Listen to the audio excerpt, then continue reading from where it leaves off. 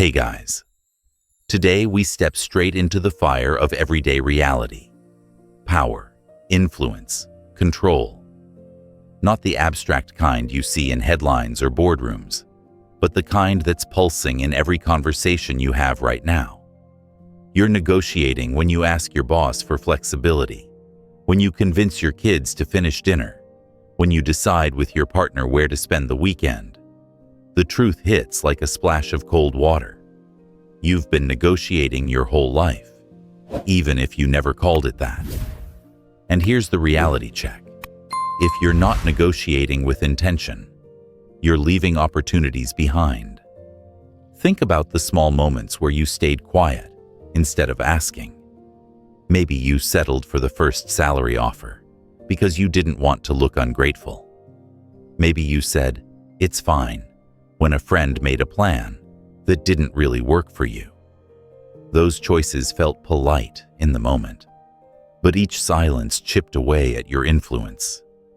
Negotiation isn't confrontation. It's ownership. It's you deciding that your voice has weight and your needs have value. And once you see life through that lens, it becomes impossible to unsee. Negotiation is not a narrow skill reserved for salespeople, lawyers, or politicians. It's a daily human skill. And once you grasp that, you start to reclaim control. You start to realize that negotiation isn't about winning or losing. It's about shaping outcomes. Imagine holding the pen that writes the script of your day. Wouldn't you want to know how to write with confidence, clarity, and purpose? These are the slogans. They tell you you're always negotiating, which is true, but they rarely pause to show you what that really looks like in lived experience. Let's go deeper. When you're haggling for a car, you expect negotiation. But when your coworker interrupts you in a meeting, that's a negotiation too, because you either reassert your space or you silently surrender it. When your child asks for 5 more minutes of screen time, you negotiate boundaries. When your landlord suggests a rent increase, you negotiate fairness. When you persuade yourself to wake up early instead of hitting snooze, you're negotiating internally with your own excuses. The hidden lesson is this: negotiation is not only external, it's internal too. Every day, you negotiate between comfort and growth, between short-term relief and long-term gain. The louder voice inside you, whether it's courage or fear, usually wins. That's why we need to train, not just the skill of negotiation, but the mindset of negotiation.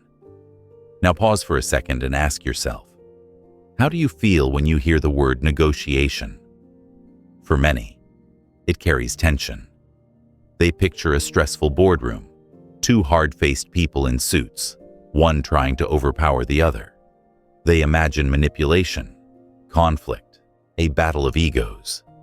No wonder most people avoid it. But here's the reframe. Negotiation isn't about aggression. It's about clarity. It's not about pushing people into corners. It's about uncovering shared ground and courageously standing on your own. Competitors often emphasize that great negotiators are made, not born, which is valuable. But we can push further. If you've ever convinced a toddler to eat vegetables, you've already proven you can negotiate. If you've ever persuaded a friend to try a new restaurant, you've already flexed influence. The skill is already alive in you. It just needs refining, structuring, and scaling up. Think of it like a muscle. Everyone has it, but only those who train consistently become strong. So, let's anchor this section in a clear truth.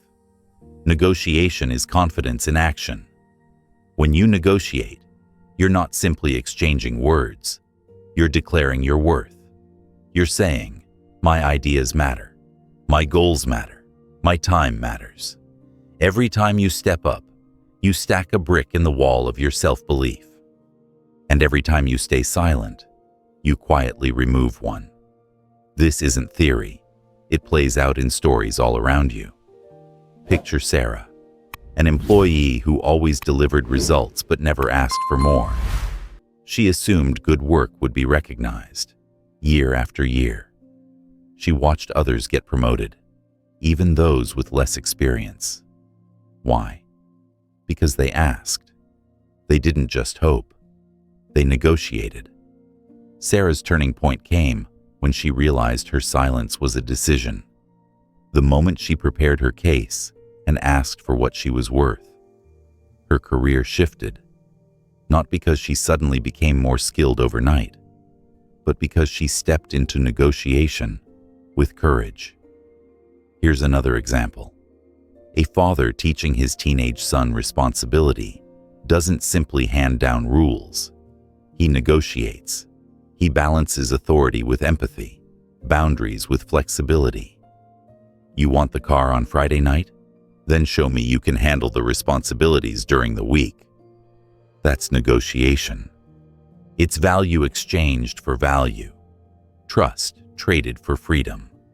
Every relationship you respect in your life is built on negotiation, even if you never labeled it that way. But why does this matter so much?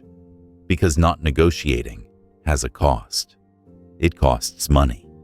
When you accept the first offer, it costs peace. When you let conflict go unresolved, it costs confidence. When you keep quiet instead of speaking up. And over time, that cost compounds into regret. You look back and realize the opportunities you lost weren't stolen. They were given away. Here's where we deepen the competitor's message.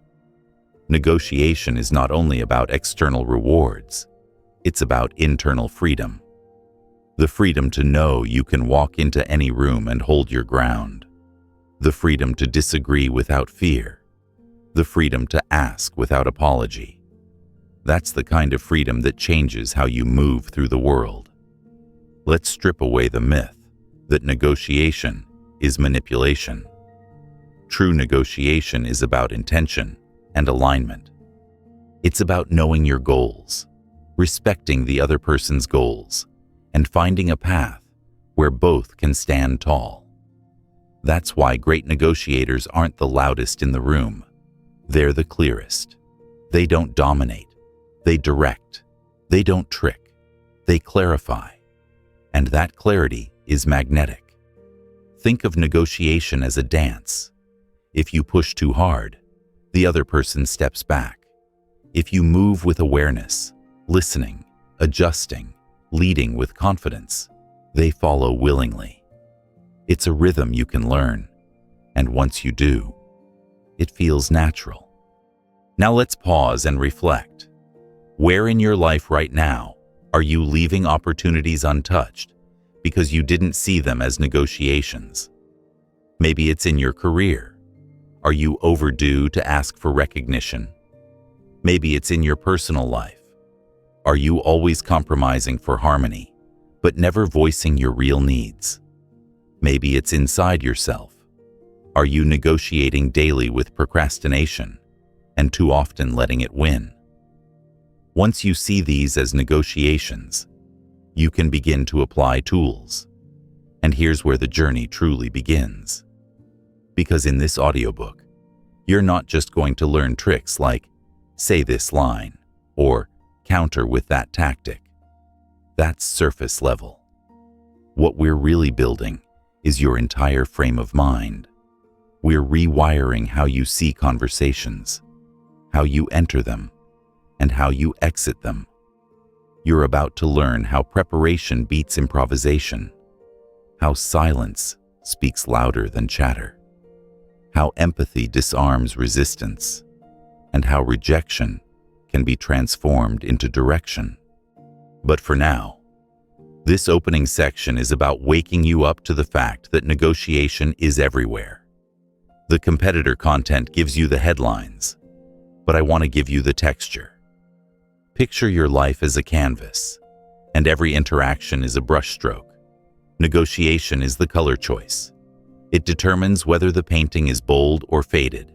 intentional or accidental. Without negotiation, you're letting someone else hold the brush. With negotiation, you reclaim the palette. So here's your first small exercise. Today, notice the tiny negotiations. Don't change anything yet. Just observe. Notice when you compromise silently, when you make a request, when you avoid a conversation.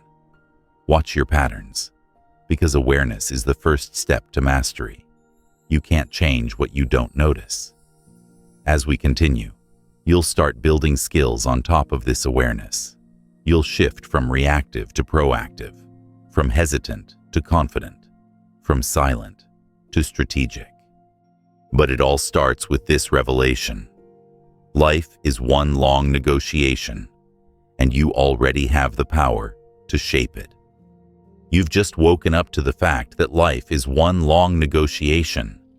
And now the question is, what kind of negotiator are you? Do you walk into conversations timid, hoping things just work out? Or do you step in with the mindset that your voice, your value, and your vision matter? Everything starts here, with mindset, before tactics, before strategy, before you even open your mouth. The story you tell yourself about who you are and what you deserve is already shaping the outcome. Here's where most people go wrong. They think negotiation is only about words. They obsess over the perfect line to say or the clever trick to deploy. But the truth is, words are only the surface. Underneath them lives the energy you bring, and that energy flows directly from your mindset. Imagine two people making the same request. One believes deep down that they're an inconvenience. The other believes they're creating mutual value. Who do you think gets the yes? It's not the wording, it's the conviction. Competitor scripts often talk about confidence, courage, and self-belief as pillars, and they're right. But let's dig into what those actually look like in practice. Because just saying, "Be confident," doesn't help when your palms are sweating and your voice trembles. Confidence, courage, and self-belief are not abstract ideals. They're choices you build day by day, habit by habit. Self-belief means this: you decide that your time, skills, and presence have worth before anyone else validates them. Too often, you wait for recognition to feel valuable. But that's backward. Recognition flows from belief, not the other way around. If you don't back yourself, why would anyone else? Every negotiation you enter begins with this silent declaration: I deserve to be here. And the moment you let that truth settle in your body, something shifts.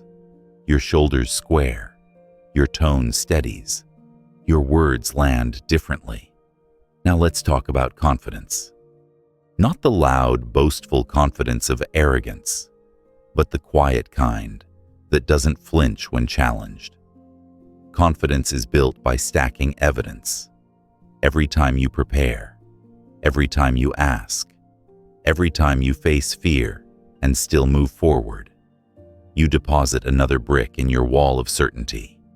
Over time, that wall becomes unshakable. Here's a practical tip. Keep a negotiation wins journal.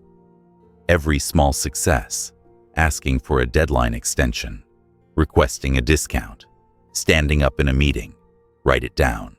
On tough days, flip through it. That's evidence. That's confidence you can touch.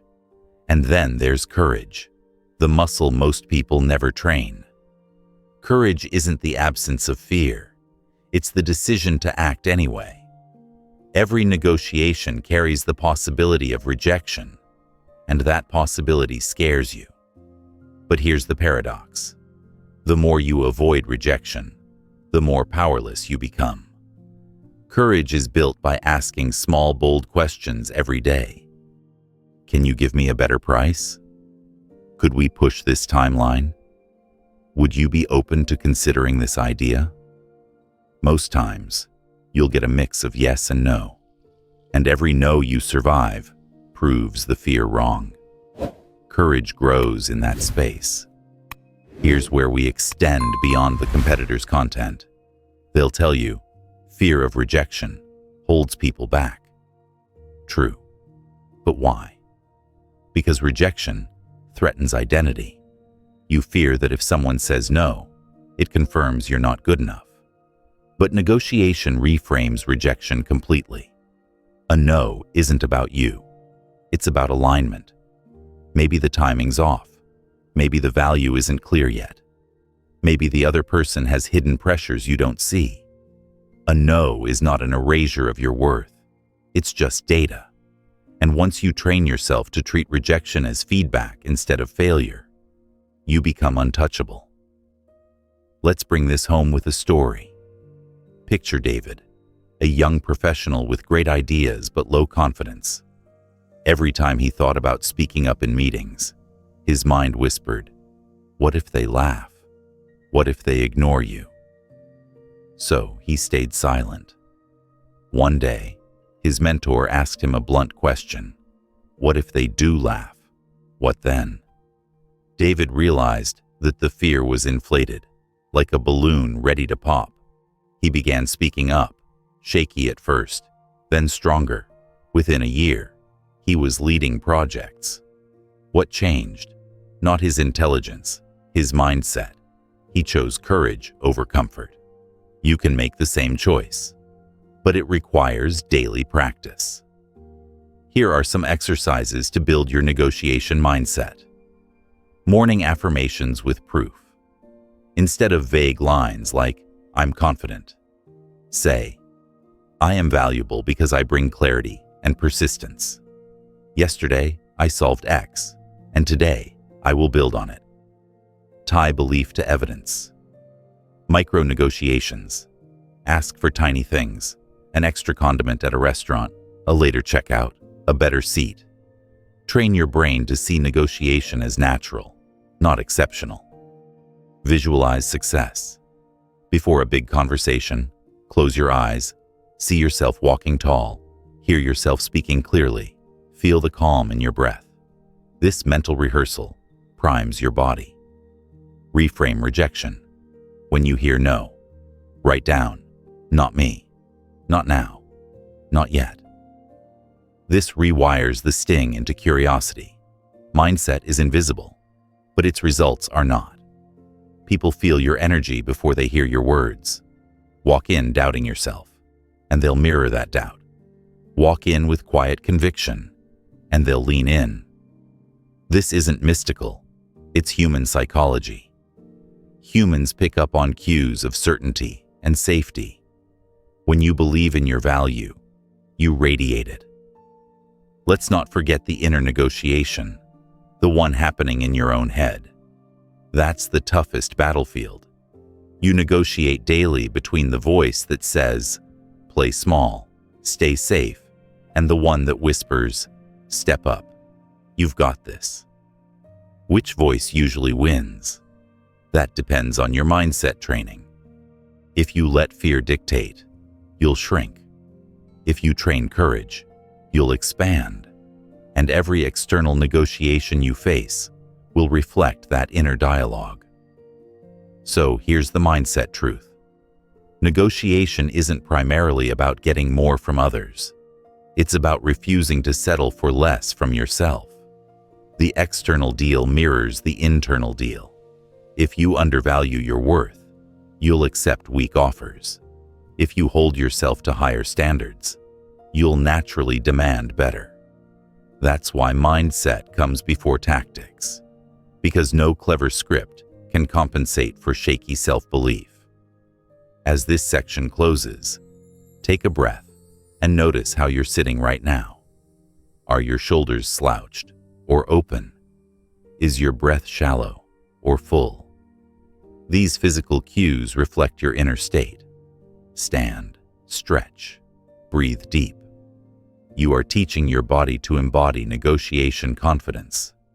And tomorrow, when you face the first conversation of the day, you'll carry this energy into it. The competitor material tells you that mindset is essential, and it is. But we've taken it further. You now see mindset not as a vague quality, but as daily training.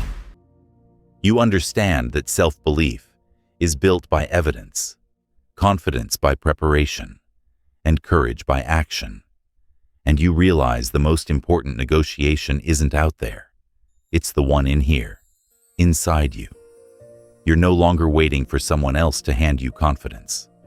You're building it brick by brick, thought by thought, ask by ask. And when you walk into the next negotiation, you'll bring not just words, but a new way of being. That's the power of mindset. You've begun to train your mindset, stacking belief, confidence, and courage into the foundation of who you are. But here's the next truth you can't ignore. Mindset alone is never enough. You can walk into a room believing in yourself, but if you haven't done the work behind the scenes, your confidence will crumble under the weight of reality. That's why preparation is everything. It's the armor you wear before you even open your mouth. Think of it this way. Negotiation isn't a performance. It's a battle of preparation. The conversation itself is just the tip of the iceberg. What determines whether you succeed or fail is all the hidden groundwork, the research, the clarity, the rehearsal, the strategy. Competitor scripts will often remind you that preparation is 90% of success, and they're right. But let's go further and unpack what preparation really looks like, because most people prepare in vague, surface-level ways. You won't make that mistake. The first step is absolute clarity on your goal. Too many people enter negotiations with fuzzy intentions. I want a raise. I want a better price. I want to be treated fairly. That's not clarity. That's wishful thinking. Clarity means precision. It means you can write down in one sentence what you want. I want a base salary of $85,000, starting next quarter. I want delivery of the product by May 15th, with a 10% discount for early payment. When you set clear outcomes, you create a compass. Without it, you're wandering blind. But preparation goes deeper than just your goals. You need to understand theirs. One of the biggest blind spots in negotiation is self-focus. You obsess over what you want, forgetting that the other person is driven by their own needs, pressures, and fears. Step into their shoes. Ask, what deadlines are they under? What risks are they trying to avoid? What would make them look successful? This is called strategic empathy, and it transforms negotiations. When you can articulate their interests better than they can, you gain instant credibility and leverage. Here's an example. Imagine you're negotiating a freelance contract. Your instinct is to push for a higher rate. But if you discover the client's real pressure is meeting a tight launch deadline, you can reframe your offer. I can deliver within your timeline because I've already mapped out the workflow. Suddenly, your value isn't just about money. It's about solving their deepest pain point. That's the kind of preparation that wins. Next, identify your leverage points. Leverage isn't about luck. It's built. Maybe you're the only supplier with the right expertise. Maybe demand for your skills is high. Maybe you've got a network of alternatives waiting. The more options you have, the stronger your position. And even if you don't have perfect leverage, projecting the perception of options shifts dynamics. Walk in like you've got choices, and people feel it. Walk in desperate, and they'll sense that too. Another critical part of preparation is scripting your opening. Don't wing it. The first few sentences you say set the tone for everything that follows. Are you firm, respectful, clear?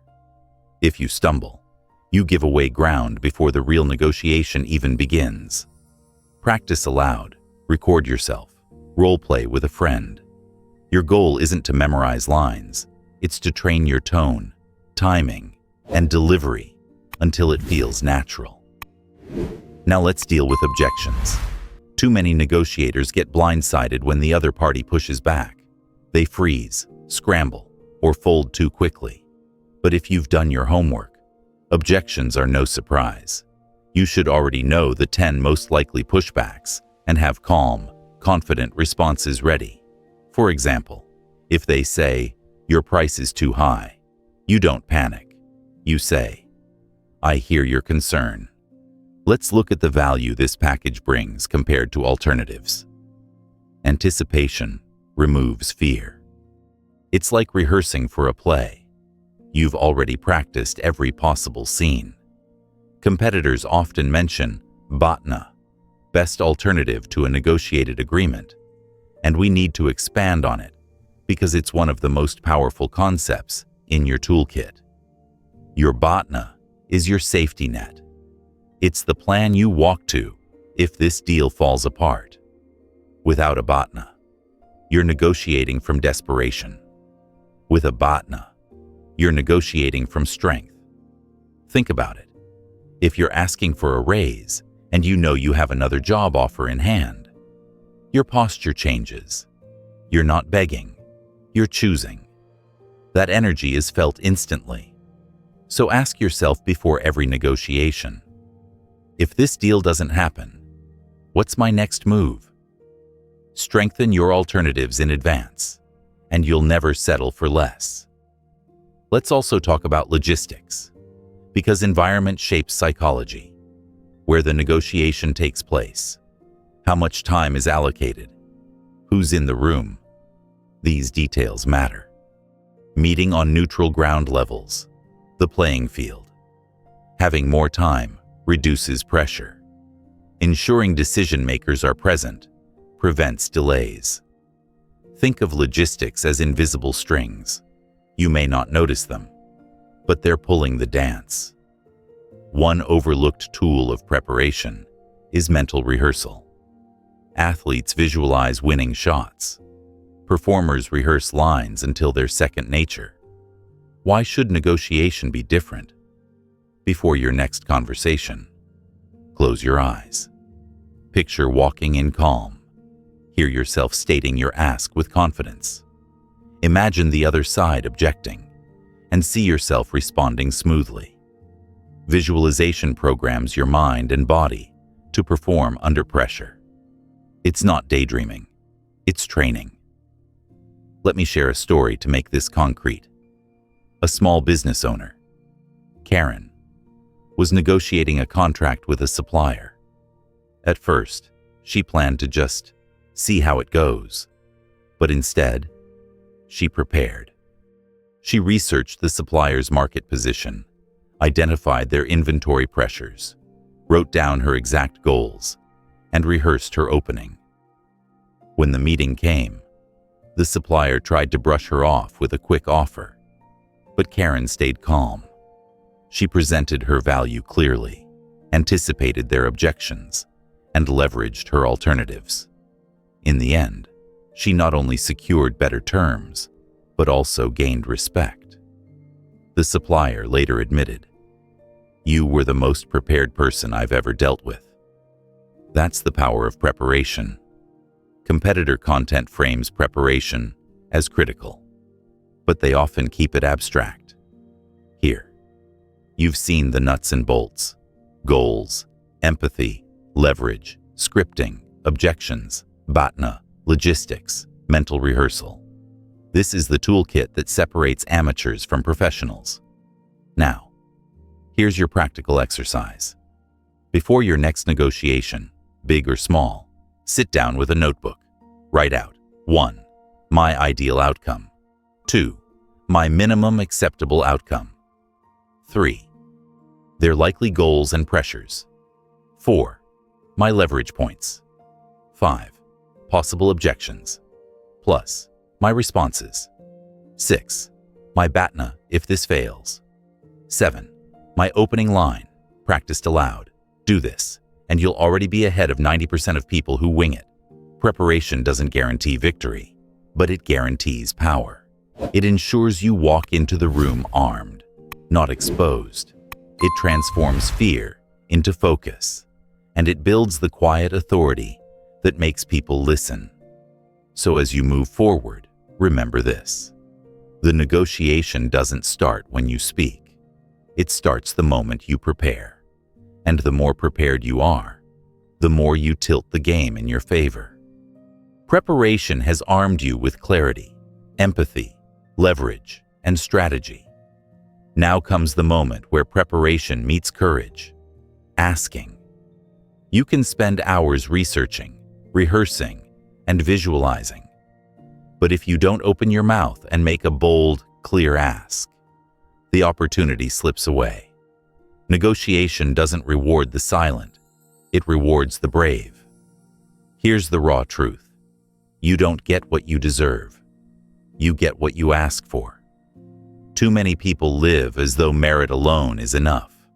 They hope hard work will be noticed, that fairness will automatically prevail, that bosses, clients, or partners will just do the right thing. But the world doesn't operate on hope. It operates on requests. If you don't ask, the default answer is already no. Competitor scripts often touch on this idea and remind you to ask with confidence. But confidence is only half the equation. The other half is clarity. You must know exactly what you want and be able to state it without flinching. Vagueness kills negotiation. Saying, "I was hoping for a better deal," is not an ask, it's a wish. Clarity sounds like this. I'm looking for $95,000 as a base salary. I'd like delivery by June 1st with a 10% discount for early payment. Clear, specific, measurable. When you strip away ambiguity, you give the other side something real to respond to. Let's break this down into steps you can practice. Step 1. Clarity is non-negotiable. Ask yourself, what do I truly want here? Not, what would be nice, but what outcome would make this conversation successful? Write it down. Rehearse it until you can say it calmly, without adding fluff or apologies. Vagueness feels safe because it avoids rejection, but it also avoids results. Clarity may feel risky, but it's the only path to real outcomes. Step 2. Speak with authority, not apology. This is where tone does the heavy lifting. You can ask for the exact same thing in 2 ways and get completely different results. Compare. Sorry to bring this up, but would it be possible to raise my rate? Versus, based on the results I've delivered, I'm asking for a rate of $120 an hour. Which one commands respect? Negotiation is leadership. Your words need to sound like you believe them. Remove weak openers like, would it be okay if, or I just wanted to, and replace them with firm phrases like, here's what I'm looking for, or I'd like to move forward with. Authority isn't arrogance, it's ownership. Step 3. Anchor high. Anchoring is one of the most underused yet powerful tools in negotiation. The first number or offer placed on the table frames the conversation. If your ideal salary is $90,000 and you open with $85,000, you've already lost ground. Anchor higher than your target, $100,000 or even $105,000, and you create space for negotiation to land at your true goal. Anchoring isn't greed, it's strategy. But here's the catch. You must justify it with value. Don't just throw out a high number. Tie it to evidence, outcomes, or industry benchmarks. The combination of boldness and reasoning makes your ask credible. Step 4. Ask, then stop talking. This is the rule almost everyone breaks. You state your request, and then nerves creep in. You start explaining, over-explaining, backtracking, or even offering concessions before the other person responds. That's self-sabotage. Silence after the ask is your ally. It creates pressure. It forces the other person to consider your words. It shows you're confident enough to hold space. The silence may feel unbearable, but in that silence is where the deal often turns. Step 5. Frame the ask as a win-win. Bold doesn't mean selfish. You're not demanding. You're demonstrating how your ask creates mutual benefit. Instead of, "I need more money," you say, "Given the expanded responsibilities I've taken on and the results I've produced, a higher salary ensures I can continue delivering at this level." Instead of, "I want faster delivery," you say, "Meeting this timeline allows us both to launch successfully, which strengthens our long-term collaboration." When you show how your ask benefits them too, resistance softens. Step 6. Rehearse until it's natural. Practice isn't optional. The first time you say your ask should never be in the room. Stand in front of a mirror. Record yourself. Role play with a friend. Refine your words until they feel natural in your mouth. That way, when the pressure is on, your body knows what to do. Nerves fade when muscle memory kicks in. Step 7. Handle pushback with calm curiosity. Even the clearest, boldest ask may face resistance. That's normal. The key is not to panic. When someone says, "That's too high," or "We can't do that," resist the urge to fold instantly. Instead, stay calm and ask questions. What would make this work for you? What flexibility do we have here? Curiosity reopens the door. Remember, a pushback isn't rejection, it's negotiation. Now, let's add some fresh perspective beyond the competitor's outline. Asking isn't just about external requests. It's about training yourself to believe you're worthy of asking. This touches deep psychology. From childhood, many of us were taught not to be demanding. We learned to avoid making others uncomfortable. That programming lingers. But here's the reframe. Asking isn't greedy, it's responsible. When you ask clearly, you reduce confusion, you respect both parties' time, and you create the possibility of alignment. The world actually runs more smoothly when people state their needs boldly. Consider this everyday scenario. A woman goes into a cafe and orders a coffee. The barista asks, "What size?" She says, "Oh, just a regular." But regular means different things in different cafes. The barista makes a small. She wanted a medium. She pays, walks away, and feels mildly disappointed. That tiny disappointment came from not asking clearly. Multiply that across thousands of moments in your life, and you see the cost of vagueness. Negotiation isn't only about contracts. It's about reducing friction in everyday life through clarity. Here's another story. James, a junior employee, felt nervous asking his manager for more responsibility. He thought, "If I just do good work, they'll notice." Months passed. Nothing changed. Finally, he prepared his case and said, "I'd like to lead a project this quarter. I've shown consistency in delivering results, and I believe taking this step will benefit the team." To his surprise, his manager said yes immediately. Why? Because the manager didn't know James wanted more until he asked. Too often, you assume others can read your mind. They can't. Asking unlocks doors that otherwise stay shut. Let's cement this lesson with an exercise. For the next week, commit to asking for something once per day. It doesn't have to be big. Ask for a discount. Ask for help. Ask for clarification. Each time, notice how it feels to put your request into words. Track the responses. You'll be surprised how often people say yes. And even when they don't, you'll feel your courage muscle strengthening. Competitor content emphasizes that The world rewards those who ask. That's true. But we've deepened the picture. You now see that asking is both skill and self-discipline.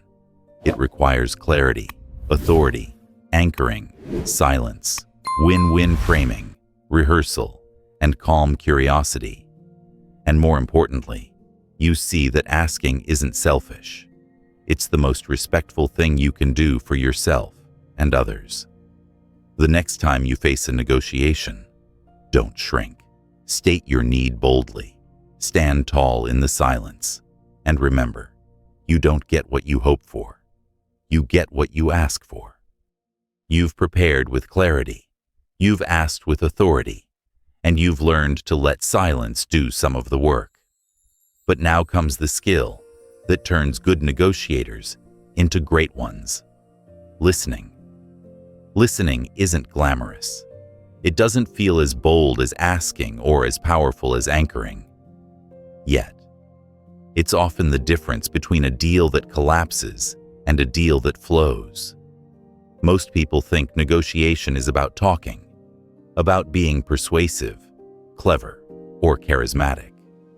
But persuasion doesn't live in your words alone. It lives in the information you gather, in the trust you build, and in the understanding you show. That's why listening is your most underrated weapon. When you master it, you stop guessing and start guiding. Here's the competitor's truth. They tell you, the person who listens better wins better. They're right. But let's expand that. Listening isn't just about collecting information. It's about shaping energy. When someone feels heard, their defenses drop. They relax. They open up. And when they open up, they reveal what really matters to them. That's gold. Because people rarely state their deepest priorities outright. They reveal them in fragments, in hesitations, in tone. A skilled negotiator knows how to catch those signals. Let's break down the habits of listening that transform negotiations. First, stop planning your reply. Most people only half listen. They nod while mentally rehearsing their next argument. The result? They miss subtle clues. Train yourself to pause your inner monologue. Don't rush to respond. Give your full attention. That doesn't mean being silent like a statue. It means being present, leaning in, showing with your body language that you're tuned in. When someone feels your focus, they unconsciously lean closer to your side. Second, master the strategic pause. This is where silence becomes more than absence. It becomes leverage. After you ask a question, resist the urge to fill the air. Let the pause stretch. It will feel awkward, but that's the point. Humans are wired to relieve silence by speaking, often revealing more than they intended. Competitor content touches on this. But here's a deeper layer. The pause isn't just about extracting information. It's about showing that you're not desperate. Your calm silence says, "I can wait." That patience unnerves pressure and tilts power your way. Third, ask open-ended questions. Closed questions get you one-word answers. Open-ended ones open doors. Can you tell me what matters most in this deal? What challenges are you facing right now? What would make this a win for you? These kinds of questions shift the spotlight to them. And as they talk, you gather the raw material to craft solutions. You're not fishing blindly. You're drawing out their blueprint. Fourth, listen for what isn't said. Words matter, but tone, posture, and hesitation often matter more. If someone says, "We're fine with the timeline," while glancing away and fidgeting, there's a hidden concern. If they repeat a phrase nervously, it signals insecurity. A negotiator doesn't just hear sentences, they read the person. That's why presence matters. Look for micro-expressions. Listen for gaps. Ask gently when you sense something beneath the surface. It sounds like the timeline is tight. What would help make it workable? This kind of intuitive listening uncovers truth faster than any hard question. Fifth, mirror and label emotions. Here's a tactic lifted from FBI negotiation playbooks and refined by leaders like Chris Voss. Mirroring means repeating the last few words the other person said, encouraging them to elaborate. For example, if they say, "We're worried about delivery speed," you respond softly, "Delivery speed?"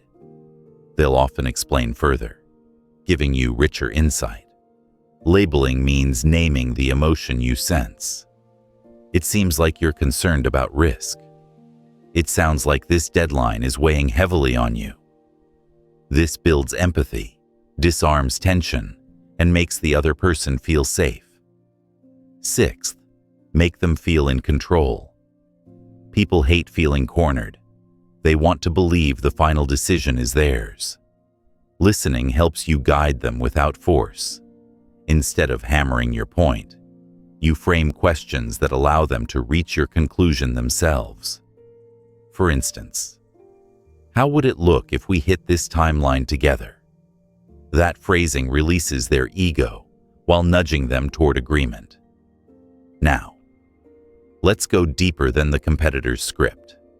Listening isn't just about tactics, it's about identity. When you listen deeply, you're telling the other person, "You matter." And here's the paradox. The moment they feel valued, they become more willing to value you. That's why listening builds not just information, but trust. And trust is the currency of negotiation. Think about your own experiences. Remember the last time someone really listened to you, not nodding, not waiting to reply, but truly listening. Didn't it feel different? Didn't you soften? Didn't you want to work with them more? That's the same experience you can give others. Negotiation isn't about outsmarting people. It's about connecting with them. Let's add a story. Maria, a project manager, once struggled to get a supplier on board with new terms. She tried presenting facts, data, and logic, but the supplier kept resisting, frustrated. Maria decided to stop pushing and start listening. She asked, "What would success in this deal look like for you?" The supplier hesitated, then admitted they feared looking unreliable to their own clients. That was the hidden concern. Maria reframed her offer around reliability and reputation. Suddenly, the supplier leaned in. The deal closed smoothly. The breakthrough came not from sharper arguments, but from deeper listening. Here's an exercise you can start right now. For one day, in every conversation, challenge yourself to listen 70% and speak 30%. Don't interrupt. Don't plan your next point. Just ask questions and hold silence. Watch how people open up. This isn't just good practice, it's transformation. Competitor scripts give you the tools. Ask questions, pause, mirror, label, all valuable. But we've layered on the why. Listening shifts energy, builds trust, reveals hidden motives, and disarms resistance. Listening isn't passive, it's active influence. It shapes the flow of negotiation without force. So as you move into your next conversation, remember this. The loudest negotiator isn't the strongest. The one who listens with empathy, patience, and presence holds the true power. Because while words persuade, listening transforms. You've discovered the quiet power of listening, how silence and empathy can unlock hidden truths. But now we face the word most people dread in negotiation, the word that stings, bruises, and often ends the conversation before it truly begins. No. For many, hearing no feels final, like a slammed door. But here's where your perspective shifts forever. Rejection isn't the end of negotiation. It's the beginning of clarity. Competitor scripts tell you that no is not rejection. It's information. True. But let's go further. A no is not a dead end. It's a compass. It points you toward what matters most to the other person. Behind every no is a fear, a limit, or a misalignment waiting to be uncovered. Instead of recoiling from rejection, lean into it. Ask why. Explore. Treat it not as a verdict, but as a clue. Think about the psychology behind rejection. Humans are wired to avoid loss more than they are to seek gain.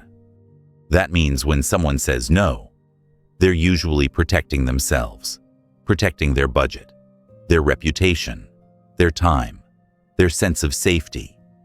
It rarely means they'll never agree. It means right now, with the information or framing they have.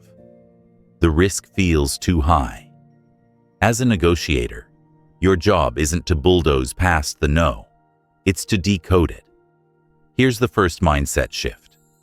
Rejection isn't personal. It doesn't mean you're unworthy. It doesn't mean you failed. It means the puzzle isn't solved yet. If you treat no as a mirror of your value, you'll shrink. If you treat it as data, you'll grow. Now let's break down how to transform rejection into opportunity. Step 1. Pause and breathe. Your instinct when you hear no might be to defend, argue, or retreat. Don't. Breathe. Count to 3. In that pause, you give yourself power. You show you're not rattled. You buy time to think. This simple act separates professionals from amateurs. Step 2. Ask the golden question. What would need to change for this to become a yes? This shifts the energy instantly. Instead of pushing your agenda, you're inviting dialogue. You're signaling curiosity, not confrontation. Often, the answer reveals the real barrier, a number, a condition, a timeline. Suddenly, you're not facing rejection.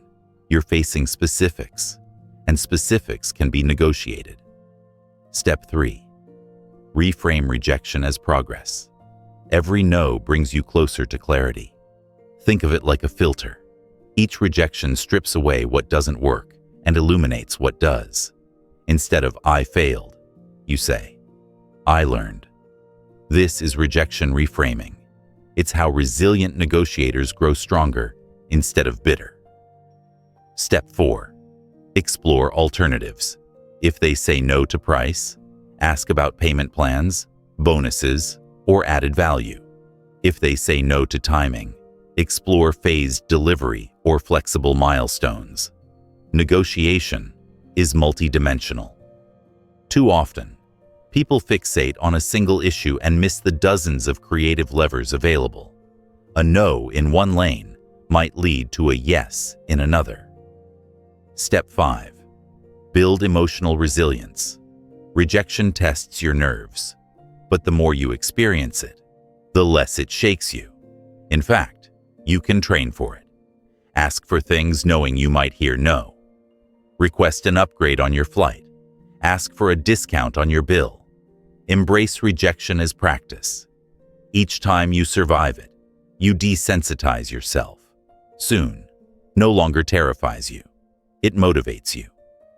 Now, let's extend beyond the competitor material. They talk about handling no, but they often skip the deeper truth. Rejection is not just a negotiation tactic, it's a life skill. If you can reframe rejection in business, you can reframe it in relationships, in creativity, in personal growth. Think about how many dreams die because someone heard one no and gave up. How many careers stalled because someone feared asking again.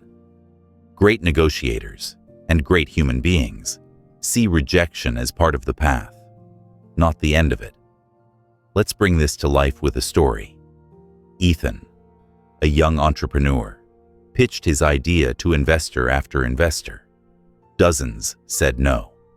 Each time, he refined his pitch, adjusted his numbers, clarified his vision. Those no's weren't failures, they were feedback. By the time he met the right investor, his proposal was sharper, his confidence steadier. The deal that changed his life was built on the foundation of rejection. Without those earlier no's, he wouldn't have been ready. Now imagine if Ethan had taken the first rejection personally. Imagine if he had quit. That's the difference mindset makes. For him, rejection wasn't humiliation, it was education. Here's another, more personal example. A woman named Claire negotiated a raise. Her boss said no, citing budget constraints. Instead of retreating, Claire asked, "What would need to happen for this to be possible?" Her boss admitted that if she took on leadership of a new project and proved results, they could revisit in 6 months. Claire accepted, delivered, and returned stronger. That no wasn't a wall, it was a stepping stone. Here's your exercise. Write down 3 recent rejections you've experienced, big or small. Next to each, ask yourself, what feedback was hidden in this? No. What adjustment could I make next time? This reframing practice turns rejection into growth fuel. Let's also touch on an advanced tactic, strategic rejection. Sometimes, you want to hear no. By making a bold offer, you test boundaries. Their rejection gives you information about their limits. For example, if you ask for a 20% increase and hear no, you've mapped the edge of possibility. Now you can recalibrate intelligently. Without that bold ask, you'd still be guessing. Competitors often warn you not to fear rejection, but they stop there. Here, you've gained a richer understanding. Rejection is feedback. Rejection is practice. Rejection is resilience training. And rejection can even be strategy. So the next time you hear the word no, smile inwardly. You're not at the end. You're at the start of a deeper conversation. In that moment, you have 2 choices, retreat or reframe. Choose reframe, and you'll discover that every no carries a seed of yes. If you're willing to keep asking, keep listening, and keep negotiating. You've faced rejection, reframed it, and discovered how to turn a no into direction instead of defeat. Now we take a deeper step, building unshakable confidence. Not the loud, fragile kind that cracks the moment someone challenges you, but the kind that radiates quietly from within. The kind that makes people trust you before you even finish your first sentence. This is the layer that makes all your skills stick. Picture yourself walking into a negotiation tomorrow. 2 versions of you enter the room. One hesitates, adjusts their shirt nervously, and second guesses every word. The other walks in steady, breath slow, shoulders squared, eyes calm. Which one gets listened to? Which one shapes the outcome? Confidence is not decoration. It's the bedrock that supports everything you say. Without it, preparation and tactics crumble. With it, even imperfect words carry weight. Here's the first truth. Confidence is not a personality trait. It's not reserved for extroverts or born leaders. It's a skill, a muscle, and like any muscle, it grows with use. Competitor scripts often say this, but they stop at the slogan. Let's dig into how you actually build it. Confidence comes from 3 sources: preparation, presence, and purpose. Preparation gives you certainty. Presence keeps you calm in the moment. Purpose fuels you when fear whispers. Let's unpack each. Preparation as confidence. When you've done your homework, you carry invisible armor. You know your facts, your numbers, your options. You've rehearsed your opening, anticipated objections, clarified your walkaway point. That knowledge removes uncertainty, and uncertainty is the seed of fear. Imagine stepping onto a stage. If you've memorized your lines, you're steady. If you haven't, you're shaky. Negotiation is the same. Every ounce of preparation adds an ounce of confidence. Presence as confidence. Presence is how you show up physically and emotionally. It's the way you breathe, the way you hold eye contact, the pace of your words. Slow equals steady. Shallow breath equals anxiety. This isn't performance, it's biology. Your nervous system broadcasts signals to everyone around you. Walk in jittery, and people feel it. Walk in grounded, and they instinctively trust you. Here's a trick. Before any negotiation, find a quiet place. Inhale deeply. Hold for 4 counts. Exhale slowly. Repeat until your body calms. When you walk in, you'll radiate stability. Purpose as confidence. Purpose is the fuel that burns longer than fear. If your only reason for asking is, "I want more," fear will overpower you. But if your reason is tied to something bigger, a mission, a family you support, a team you represent, suddenly fear shrinks. You're not just asking for yourself. You're asking for what matters. That depth gives your words weight. Let's make this vivid with a story. Picture Maya, a nonprofit leader, negotiating with potential donors. At first, she was timid, afraid of rejection. But when she rooted herself in her mission, feeding children who would otherwise go hungry, her tone shifted. She spoke with a fire that no script could fake. Donors felt it. They leaned in, not because her pitch was flawless, but because her confidence was anchored in purpose. That's the kind of unshakable presence you can build. Now, let's confront a lie you've been told. Society often says, "Be confident, and you'll succeed." But it's backwards. You succeed, and confidence grows. Confidence is the byproduct of action, not the precondition. The first time you ask boldly, your voice may shake. That's okay. Do it again. It shakes less. Do it 10 times. It steadies. Confidence is built in motion. Waiting to feel confident before you act is like waiting to get fit before you exercise. Action comes first. Here's an exercise to build this muscle. Every day, choose one small discomfort. Speak up in a meeting. Introduce yourself to someone new. Ask a question you'd usually hold back. Write it down. Track it. Each time you step into discomfort, you stretch your confidence. Over weeks, those tiny acts accumulate into an identity shift. You stop seeing yourself as timid and start seeing yourself as capable. And when your self-image changes, everything changes. Now let's address comparison, the silent killer of confidence. You walk into a room and instantly measure yourself against others, their experience, their charisma, their titles. And just like that, your posture shrinks. But comparison is a thief. Confidence isn't about being better than anyone else. It's about being grounded in who you are and what you bring. You don't need to outshine the room. You need to own your space in it. Imagine negotiation as a table. Each person brings something: skills, needs, offers. Your job isn't to prove you're the most important person at the table. It's to know exactly what you bring and place it down with certainty. That certainty, not arrogance, is what people respect. Here's another layer competitors often miss: emotional regulation.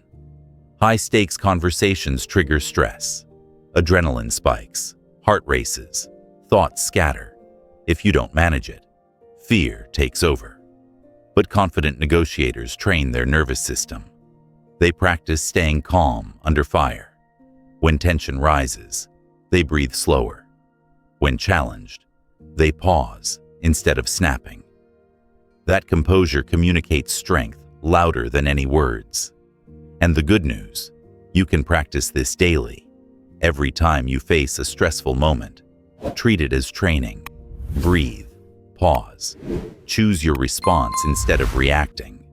Over time, your emotional control becomes unshakable. Let's revisit presence with a practical drill. Stand in front of a mirror. Speak your ask aloud. Notice your posture. Are your shoulders rounded or open? Are your eyes darting or steady? Are your words rushing or deliberate? Adjust. Repeat until what you see matches the presence you want to project. This is not vanity. It's preparation. Because how you carry yourself is half the negotiation. Now imagine the ripple effect. When you build unshakable confidence, people feel safer around you. They trust your leadership. They relax into your certainty. And here's the secret. Confidence is contagious. Your calm presence steadies the whole room. In chaotic negotiations, the most confident person becomes the anchor everyone gravitates toward. That's power. But let's not sugarcoat it. Building unshakable confidence isn't easy. It requires confronting fear daily. It requires stretching comfort zones until they expand. It requires consistency long after motivation fades. But the payoff is life-changing. With unshakable confidence, you no longer beg for approval. You no longer crumble at no. You no longer shrink in the face of pressure. You negotiate not just with words, but with your very presence. Here's your challenge for this week. Choose one negotiation, big or small, and walk into it with deliberate presence. Prepare thoroughly, breathe deeply, root yourself in purpose. Then observe the difference in how people respond. Journal the outcome. You'll start to see proof that your presence shapes the room. Competitor scripts say confidence is essential. That's true. But now you understand it's not magic. It's not luck. It's not personality. It's preparation, presence, and purpose. Practiced daily until it becomes identity. And once you've built that identity, you stop waiting for permission. You stop fearing rejection. You start walking into every conversation knowing, I belong here. I am ready. I am enough. That is unshakable confidence, and it changes everything. Confidence gives you presence, but presence alone doesn't close deals. To negotiate at a higher level, you must understand the value equation, the invisible balance sheet running through every conversation. This is where many competitors skim the surface. They tell you to show value or demonstrate worth. True, but shallow. To hold power in negotiation, you must redefine value, not as price, not as persuasion, but as relevance, clarity, and trust. Here's the raw truth. People don't buy the cheapest option. They buy the option that feels safest, clearest, and most relevant to their needs. That's why shouting about features or discounts rarely wins. If you can reframe value around their world instead of yours, you stop selling and start serving. And that shift is magnetic. Think about it. Every negotiation is a trade. Resources, time, money, energy, reputation. Each side is silently asking, am I gaining more than I'm giving? If they can clearly see the surplus on their side of the scale, the deal feels irresistible. Your job is to tip that scale. Let's break down the components of the value equation. 1. Relevance. Speak their language, not yours. Competitors might say, focus on benefits, not features. That's fine, but too vague. Real relevance means you align your offer to their specific pain points.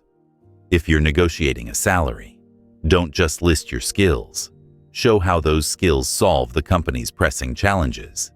If you're closing a business deal, don't drown them in technical jargon. Speak to the outcomes they care about. People don't care about what something is. They care about what it does for them. 2. Clarity. Eliminate confusion. Create certainty. Confusion is the enemy of agreement. The more complex your explanation, the more likely people default to no. Clarity makes value obvious. Instead of saying, "We provide holistic business solutions," say, "We save companies like yours an average of 20 hours a week by automating your reporting."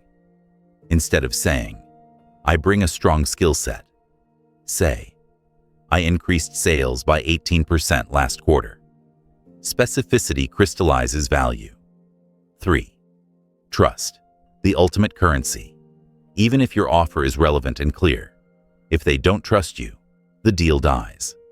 Trust is built through consistency, honesty, and empathy. When you keep your promises, when you show you've listened, when you admit limits instead of exaggerating, trust grows, and trust multiplies value, because people will pay more, bend further, and commit deeper when they feel safe with you. Now let's add depth competitors often ignore. Perceived value matters more than absolute value. Two people can offer the same thing, but the one who frames it better wins. Imagine two consultants. One says, "I charge $5,000 for my program." The other says, "My program has helped companies like yours increase revenue by $50,000 in 6 months. The investment is $5,000. Which one sounds irresistible? The second. Why? Because the framing tipped the scale. Suddenly, $5,000 feels small compared to $50,000 gained. Here's a story. Daniel, a freelance designer, struggled to close contracts. Clients kept pushing for discounts. He realized he was presenting his service as design work, a commodity. So he reframed his value. Instead of saying, "I'll make your website look great," he said, "My designs improve user engagement and conversion." One client saw a 25% increase in sales after launch. Suddenly, clients stopped haggling. They saw his work not as a cost, but as an investment. That's the power of reframing value. Now let's look at a personal context. Imagine you're negotiating with your partner about vacation plans. If you argue only about cost, flights, hotels, you might clash.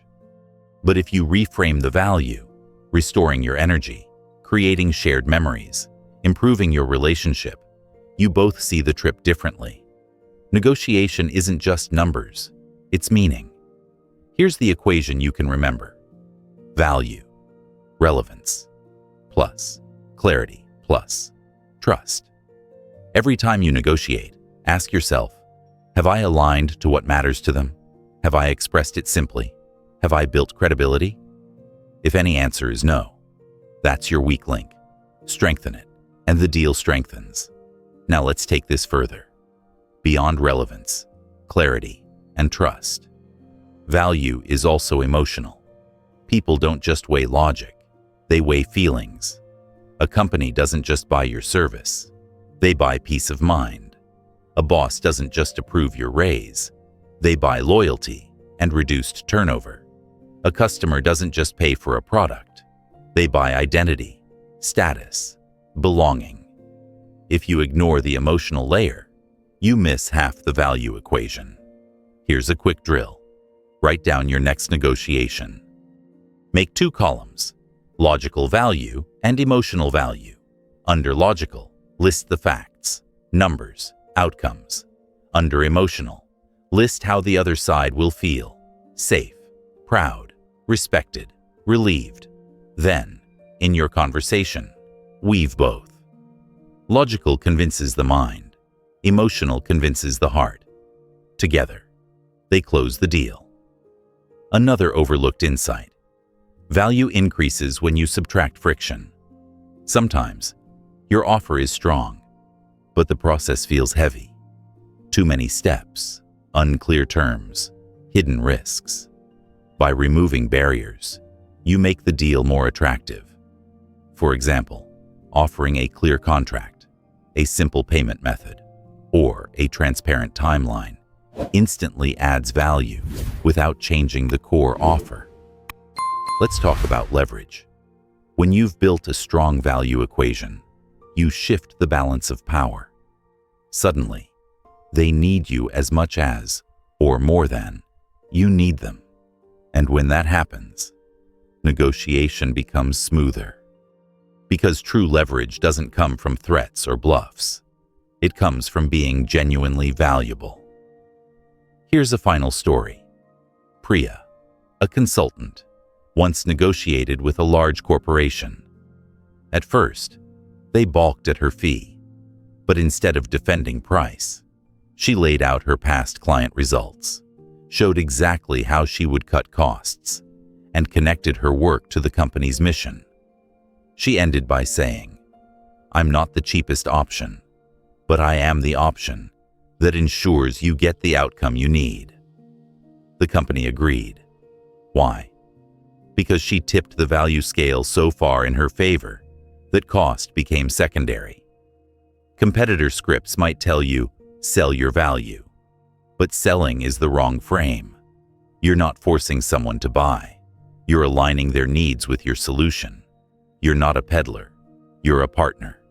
And when you master the value equation, deals don't feel like battles. They feel like collaborations. So next time you negotiate, stop obsessing over price. Stop begging for approval.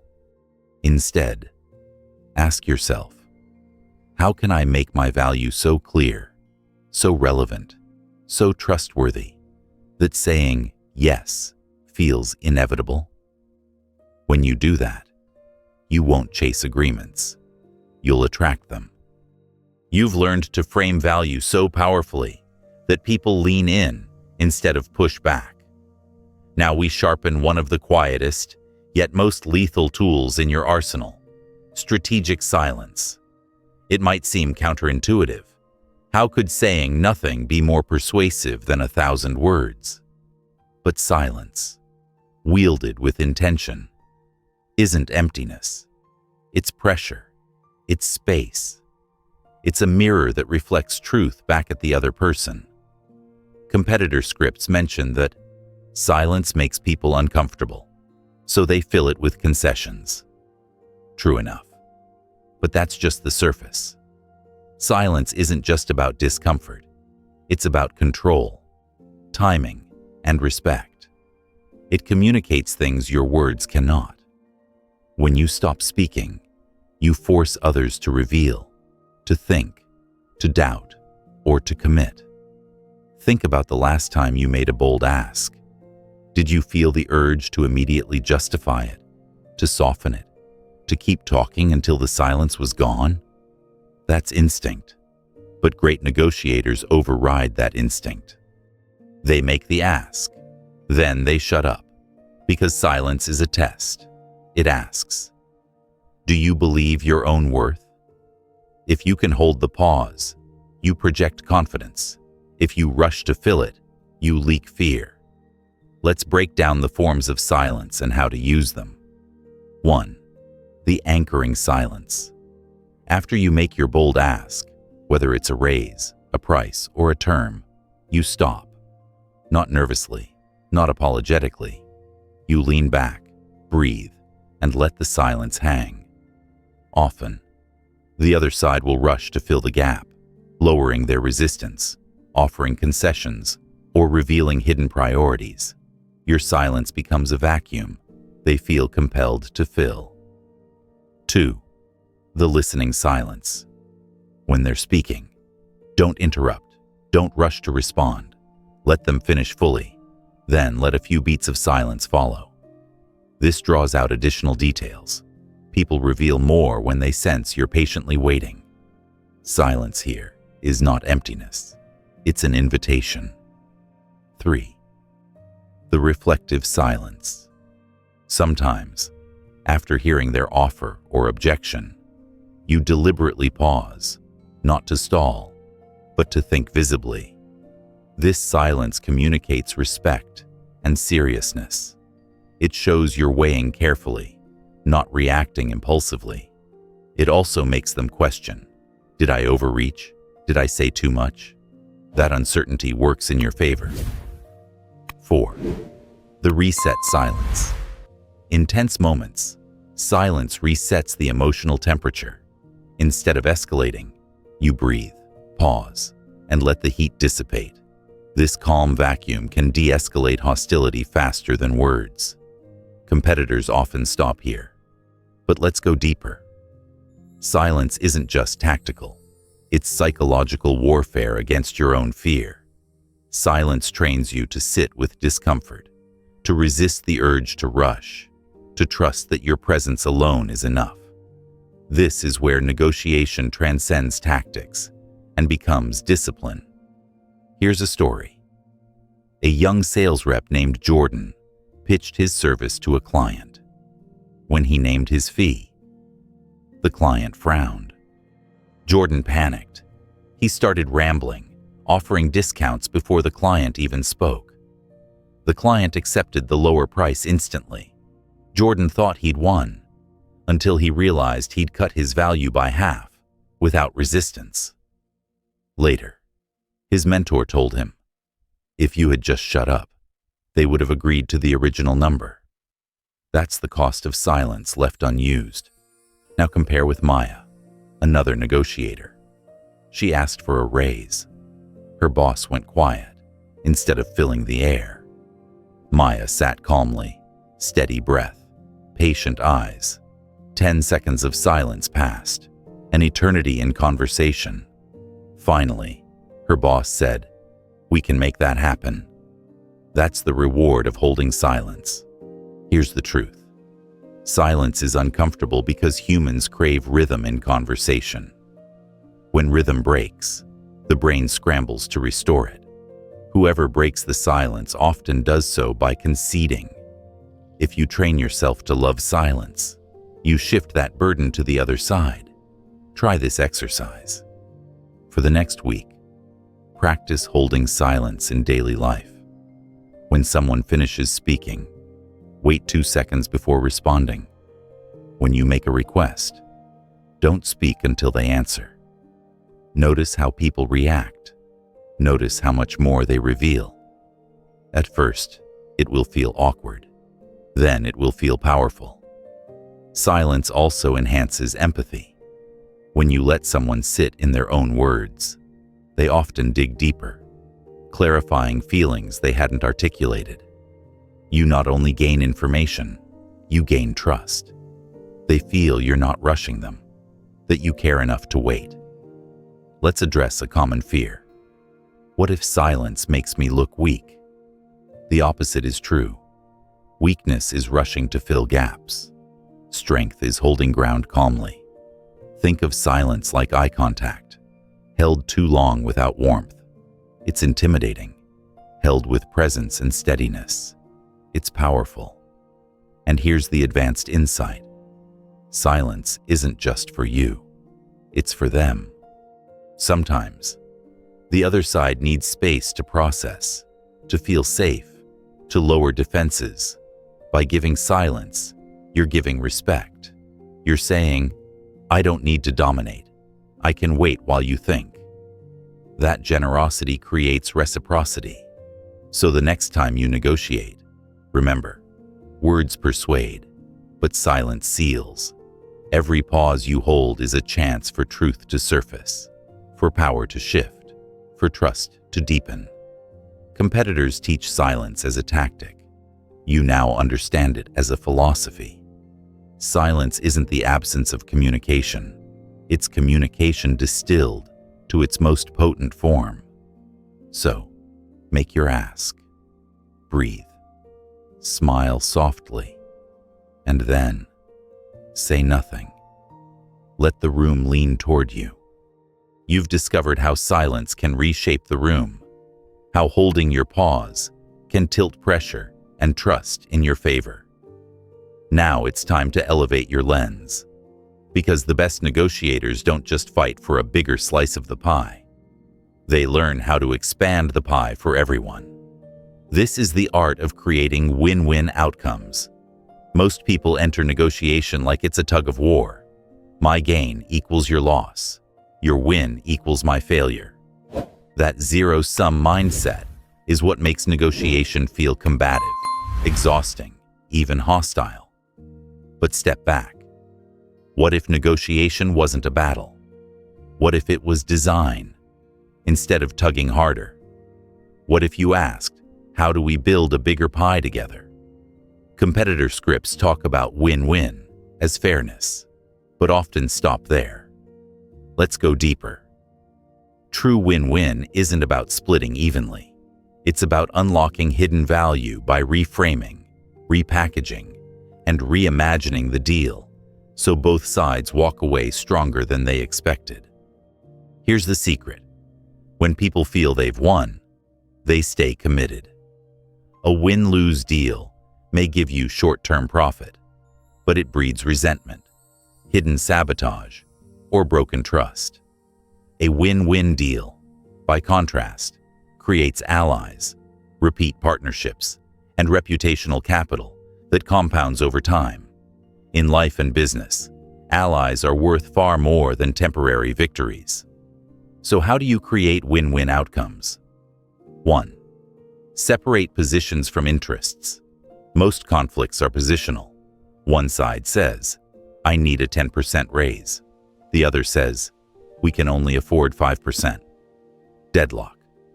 But behind positions are interests, security, recognition, fairness, loyalty. If you uncover the interests, creative solutions emerge. Maybe the company can't give 10% salary, but can offer flexible hours, equity, or career advancement opportunities. Both sides get more of what they truly care about. 2. Expand the variables. Amateurs negotiate one dimension, price. Professionals negotiate many: timing, terms, scope, add-ons, responsibilities, visibility, guarantees. The more variables on the table, the more room to trade. If one side values speed and the other values cost, you can design a deal that balances both. It's like trading cards. One person cares about player A, the other about player B. Only by expanding the set can you both walk away satisfied. 3. Ask discovery questions. Instead of assuming what they want, ask, what matters most to you in this agreement? If we could solve one thing perfectly, what would it be? These questions surface priorities. Often, you'll find their top concern isn't what you thought, and when you solve it, they're more flexible on other terms. 4. Create options before committing. Don't lock into one solution. Brainstorm multiple packages. Invite creativity. We could structure it this way or this way. What feels best for you? Options shift psychology. Instead of yes, no, the other side chooses between alternatives, both favorable to you. It transforms the energy from confrontation to collaboration. 5. Reframe success as partnership. Use language that signals you're on the same side. Instead of, here's my demand, say, here's how we can both benefit. Instead of, I need this, say, if we can achieve this, here's what it enables for us both. That subtle shift reprograms the room, from adversaries to allies. Let's anchor this with a story. 2 families disputed over a piece of land. Each claimed ownership. Court battles loomed. A mediator asked, why do you want the land? One family said, to farm. The other said, to build a house. The solution?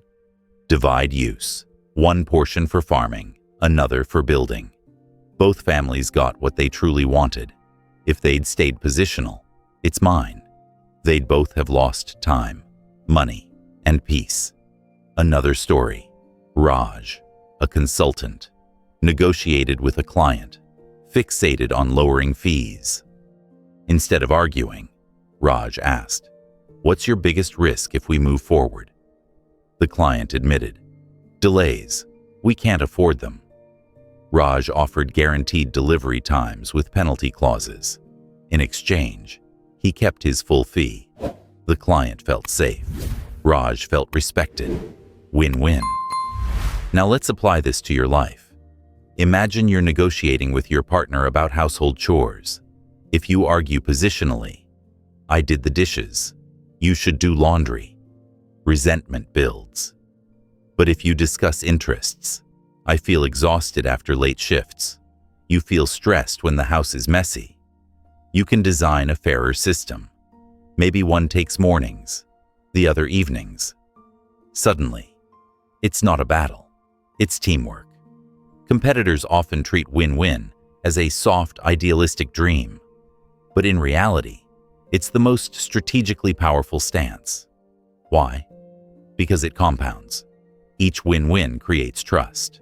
Trust fuels repeat business, long-term loyalty, and networks of allies who recommend you. The most powerful negotiators in history weren't feared tyrants. They were trusted architects of mutual gain. Here's your exercise. Think of a negotiation you're entering. Write 2 lists, their likely positions, and their likely interests. Then brainstorm 3 creative packages that meet their interests while protecting yours. Go in ready not to fight, but to design. And here's the advanced truth. Sometimes, creating a win-win requires letting go of ego. You don't need to beat them. You need to craft an outcome that lasts. Ego seeks victory today. Vision seeks influence tomorrow. If you choose vision, you rise above the battlefield and become the builder of bridges. So remember, anyone can grab a bigger slice. Leaders grow the pie. When you start thinking this way, negotiation stops being a tug of war and starts becoming an art of creation. And that's how you win, by making sure they win too. You've explored the power of win-win agreements, the kind that turn adversaries into partners and create lasting loyalty.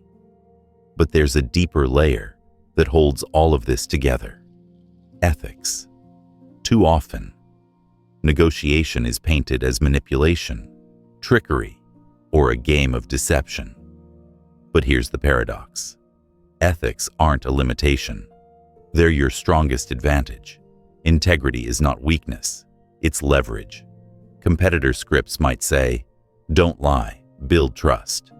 True, but shallow. The truth is, ethics amplify your influence in ways that shortcuts never can. When people know you as trustworthy, they drop their guard. They share more. They commit deeper. They recommend you when you're not in the room. In a world drowning in noise and hype, the negotiator who stands out is the one people believe. Think about it. Every deal has 2 currencies, value and trust. You can win value in the short term through tricks. But if trust is broken, the next deal vanishes.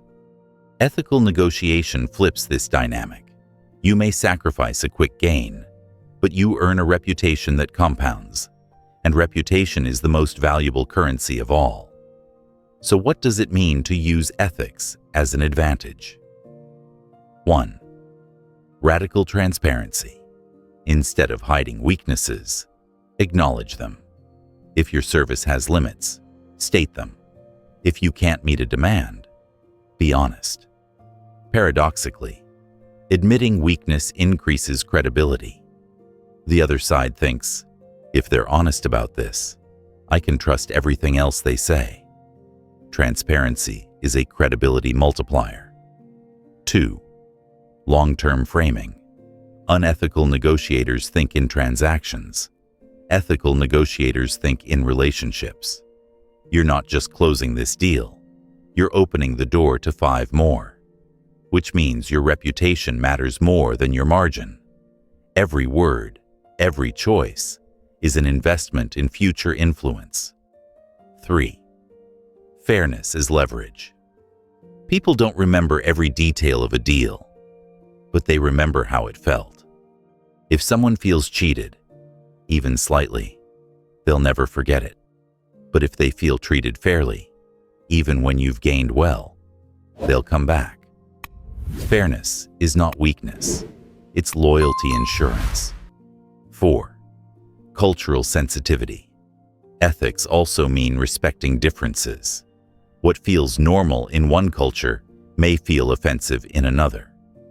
Ethical negotiators study these nuances, adapt respectfully, and never exploit ignorance. That sensitivity builds bridges across boundaries where others burn them. Now let's bring this alive with a story.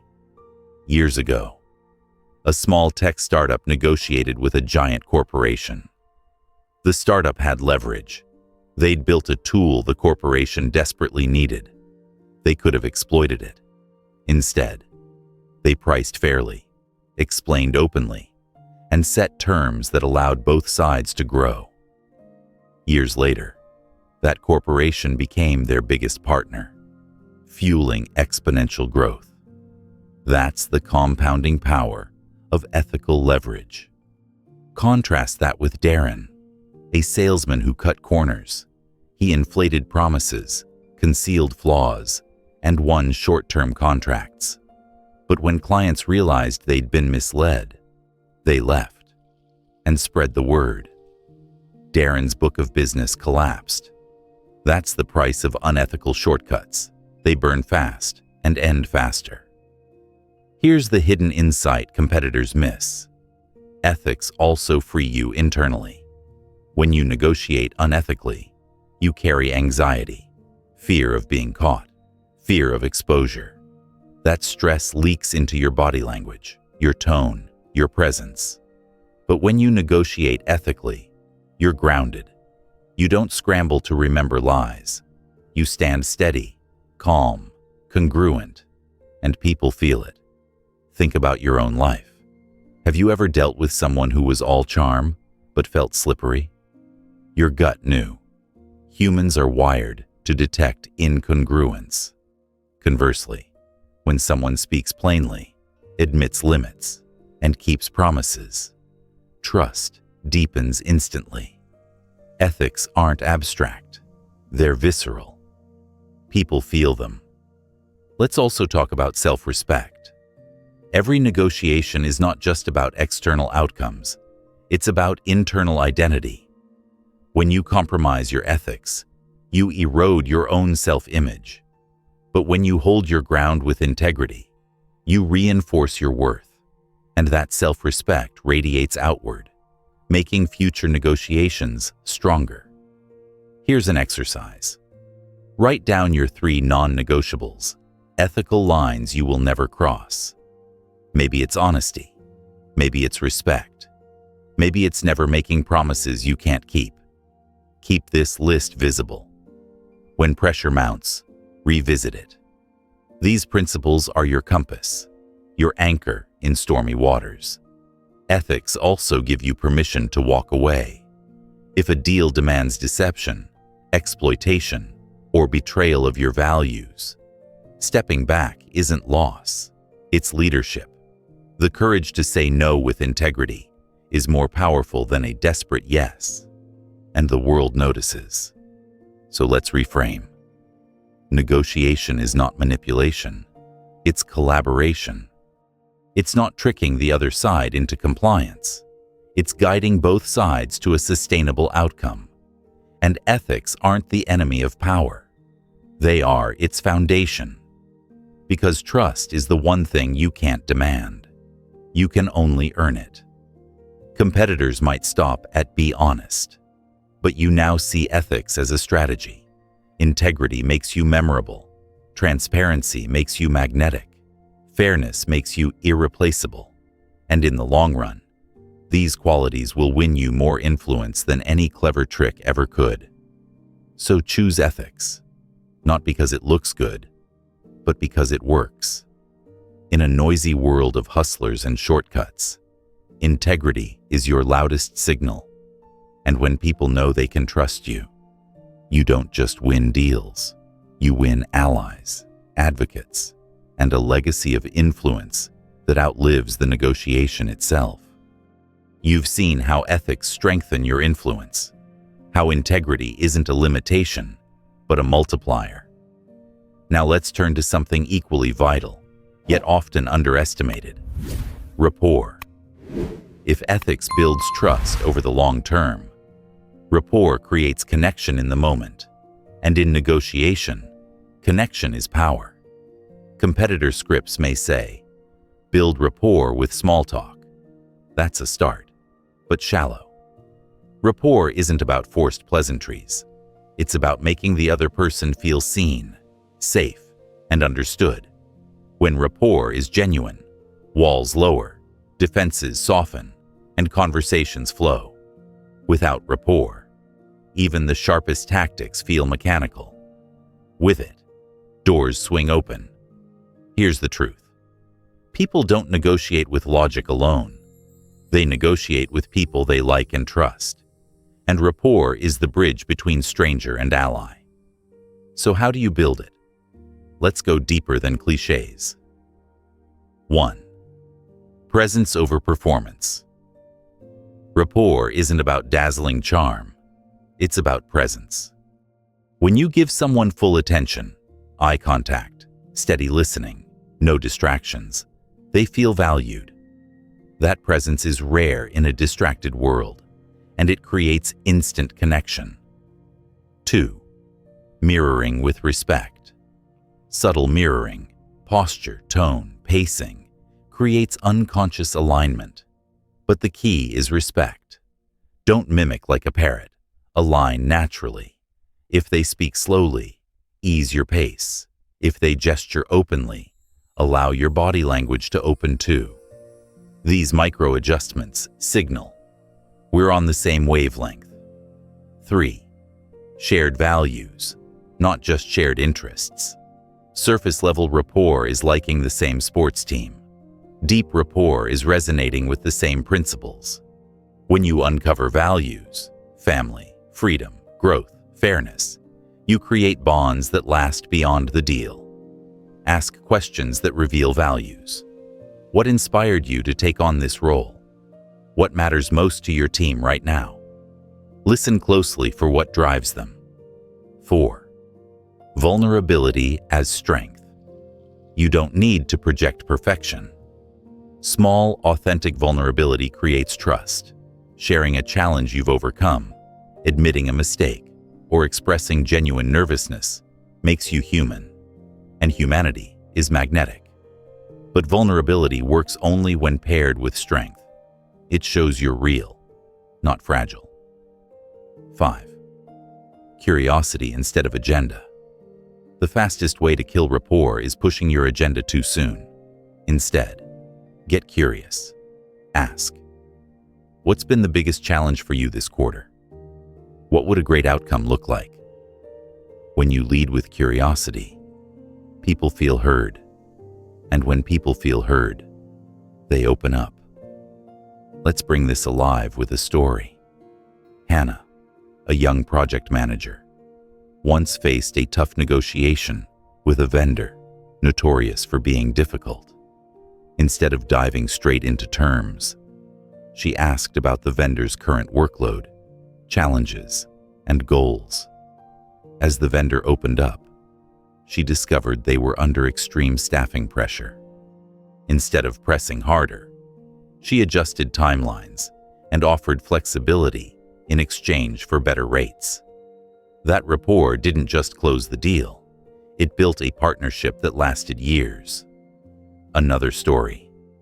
During a salary negotiation, Marcus started not with demands, but with appreciation. I'm grateful for the opportunities I've had here. He then acknowledged his manager's challenges. I know you're balancing budget constraints. This empathy softened the conversation. By the time Marcus made his ask, his manager was already inclined to support him. Rapport paved the way. Now let's contrast. Without rapport, negotiation feels transactional, even hostile. You state demands, they resist. Tension rises. Even if you win, the relationship suffers. But with rapport, negotiation feels collaborative. Solutions emerge more easily. Disagreements de-escalate faster, and outcomes last longer. Here's an overlooked truth. Rapport isn't just external, it's internal. To build connection, you must manage your own state. If you enter tense, rushed, or defensive, you block rapport. But if you enter calm, grounded, open, you invite it. Presence starts inside you. Here's an exercise. Before your next negotiation, write down 3 genuine things you respect about the other side. Their achievements, their role, their effort. Carry that mindset into the room. People can feel respect even before you speak. Another technique. Listen for golden words. These are phrases people repeat often, words that reveal priorities. If they keep saying efficiency, frame your value around efficiency. If they emphasize security, highlight how you provide safety. Echoing their golden words builds resonance without manipulation. Now let's widen the lens. Rapport is not just about deals, it's about influence in life. When you build rapport with your team, they follow your lead. When you build rapport with your family, conflicts resolve smoother. When you build rapport with strangers, opportunities appear. Negotiation is everywhere, and rapport is the lubricant that keeps it flowing. Competitors might end at rapport matters, but you now see it as the invisible thread that holds everything together. Without rapport, techniques feel cold. With rapport, even tough conversations feel human. So here's your challenge. In your next negotiation, spend the first 5 minutes building genuine connection. Don't rush. Ask questions. Listen deeply. Find alignment. Watch how the energy shifts. Because in the end, deals aren't made on paper. They're made between people. And when people feel connected to you, they don't just agree to the deal. They want you to win too. You've layered mindset, preparation, asking with authority, listening, rejection, confidence, value, silence, win-win thinking, ethics, and rapport. Each piece has stacked like bricks into a fortress of influence. But a fortress is only strong if you maintain it. And that's where the final piece of mastery comes in. Habits. Because negotiation isn't just what you do in big moments. It's how you train yourself daily. Competitor scripts might finish with a recap of tools. Useful, but thin. The deeper truth is this. Negotiation isn't an event. It's a lifestyle. It's the habits you build when no one's watching that decide whether you crumble in the high-stakes moment or rise. So what habits anchor a negotiator for life? 1. Daily rehearsal. Great athletes don't wait for game day to practice free throws. Great negotiators don't wait for boardrooms to practice either. Rehearse your asks, your pauses, your silence, your framing. Stand in front of a mirror. Record yourself. Role-play with a friend. 10 minutes a day builds fluency, so that in the real moment, your words land like second nature. 2. Research as ritual. Preparation isn't one-off. It's a rhythm. Make it a habit to learn about people before every meeting, their history, their interests, their challenges. Over time, this sharpens your instinct for seeing behind positions into real interests.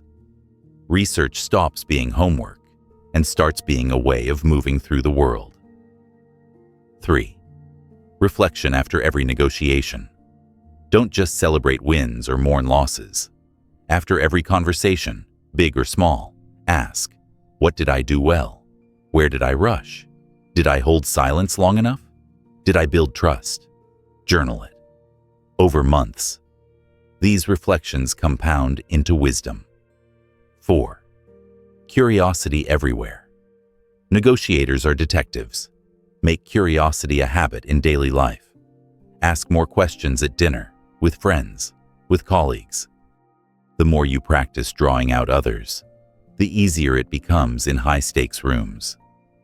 5. Emotional discipline. Habits aren't just external, they're internal. Train yourself to breathe before reacting, to pause before speaking, to separate emotion from strategy, meditation, journaling, workouts. These daily rituals build the calm presence that anchors you when storms hit. 6. Integrity checks. Revisit your principles regularly. Ask, am I keeping my word? Am I treating people fairly? Habits of honesty protect you from drift. Integrity isn't a decision you make once. It's a decision you practice daily. Now let's bring this alive. Imagine Sophia, a young leader. Early in her career, she winged negotiations. Sometimes she won, sometimes she stumbled. Then she built habits, rehearsing her asks weekly, journaling every conversation, meditating each morning. Over time, her presence sharpened, her reputation grew. When the big promotion opportunity came, she was ready, not because she learned a trick that week, but because her habits had carved her into a negotiator people trusted and respected. Contrast that with Tom, who relied on charisma. He won quick deals, but without habits, he burned out. He had no reflection, no system, no anchor. When the pressure spiked, he cracked. Habits are what hold you steady when talent runs thin. Here's an overlooked truth. Habits aren't glamorous. They're invisible. No one applauds you for pausing to journal, for practicing silence, for preparing late at night. But those invisible repetitions are what make you formidable when the spotlight turns on. Let's close with a drill. Tonight, choose one habit from this list. Just one. Write it down. Commit to it for 30 days. Maybe it's daily rehearsal. Maybe it's nightly reflection. Maybe it's a morning integrity check. Build that one habit until it sticks. Then add another. Over time, you'll construct an operating system of negotiation mastery. Because in the end, negotiation isn't just about single victories. It's about who you become. And who you become is built in the quiet, repetitive actions you take every day. Build habits of clarity, of courage, of empathy, of ethics. Build habits of preparation, of reflection, of resilience. Build them so strong that when life tests you, you don't flinch. You respond with power, with grace, with presence. And that's the final layer. Negotiation isn't just a skill, it's an identity. And when you've shaped your identity through habits, no deal, no room, no person is beyond your reach.